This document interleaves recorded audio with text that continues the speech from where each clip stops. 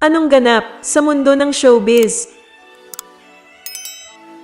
Tila nang hihinayang ang veteranang kolumnista na si Christy Fermin sa naiwang magandang career ni Liza Soberano sa Pilipinas. Ayon kasi kay Fermin sa kanyang online show na Showbiz Now na, ay parang sumadsad raw ang career ngayon ni Liza sa Amerika na inalagaan ng kanyang dating manager na si OG Diaz. Alam namin medyo po magiging emosyonal si OG Diaz tungkol sa aming usapin na ito. Inalagaan to ni OG eh. Ay, oo. Pinalaki ito ni OG. Iningatan ng todo-todo para maabot yung pangarap niya. At nagtagumpay naman sila bilang talent at manager. Totoo. Tapos biglang ganito, yung pinaghirapan niya parang sumadsad eh. Sadsad Oo nga, masyado, tama, di ba? oo. Ito lang yung punto natin na inalagaan ng todo ni OG Diaz ang kanyang karera. Pinagtagumpay naman siya ng kapalaran, di ba? Hindi kaya may nagsulsul dito sa batang ito para kumawala sa pangangalaga ni OG at lumipat ng iba. Si Liza Soberano ay kilalang aktres dito sa Pilipinas. Kilala sila bilang ka-love team at nobya ng aktor na si Enrique Hill.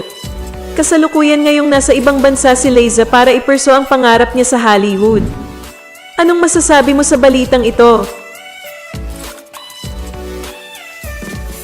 Anong ganap sa mundo ng showbiz? Sinong mag-aakala na kahit kakaibang nilalang ay mabibighani sa kagandahan ni Liza Soberano? Sa press conference para sa Netflix animated series na 13, naikwento ni Liza ang isang pangyayari noong tumira siya sa Pangasinan.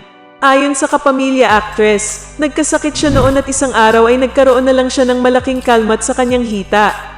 Doon na siya dinala sa albularyo ng kanyang tatay para mapatingnan, kung saan nila nalaman na isang kapre pala ang may kursunada kay Liza.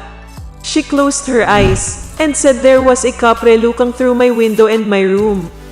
May crush sa kanya yung kapre, say ni Liza habang tumetawa. That's what the albularyo was saying.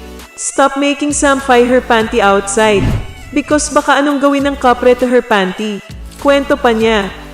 Sakto ito sa ginampanan ni Liza sa 13, kung saan binoses-esan niya ang bida na lumalaban sa iba't ibang Pinoy mythical creature.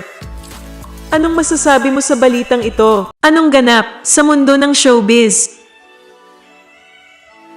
Sa gitna ng isyong hiwalayan, ay spotted na magkasama ang real-life couple na sina Liza Soberano at Enrique Hill. Sa YouTube show ni OG Diaz noong May 30 ay ibinunyag nito na umano'y hiwalay na sina Liza Soberano at Enrique Hill. Ang naging dahilan umano ay para mag-focus si Liza sa kanyang career sa Hollywood. Ngunit sa kabila nito ay naispatan ng dalawa kamakailan sa isang engagement party. Ibinahagi ng isang Facebook user ang mga larawan ni Liza at Enrique na magkasama. Kaya naman marami sa kanilang mga tagahanga ang tuwang-tuwa nang makitang muli ang dalawa na magkasama.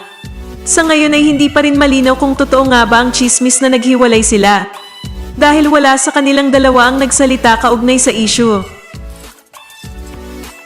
Anong masasabi mo sa balitang ito? Anong ganap sa mundo ng showbiz?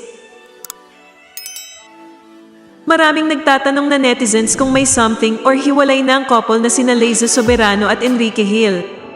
Sa 4 na taon, laging ang sweet ng birthday greetings ni Liza sa BF.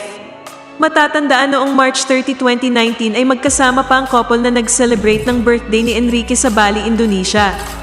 Kahit naman ang mga fans ng Lizken ay nababahala na rin sa kanilang mga idolo. At pansin na wala ngang birthday greetings ang dalaga, kaya iisa lang ang tanong, split na ba or hiwalay na ba ang dalawa? Bukod tanging ngayon taon na 31 years old na si Enrique ay never at walang pagbati ng maligayang kaarawan si Liza sa BF. Kaya di maialis sa isipan ng netizens na hiwalay na ang couple. May nag-wish naman na sana ay di true ang haka-haka at chika ever lang na hiwalay na ang dalawa. Anong masasabi mo sa balitang ito?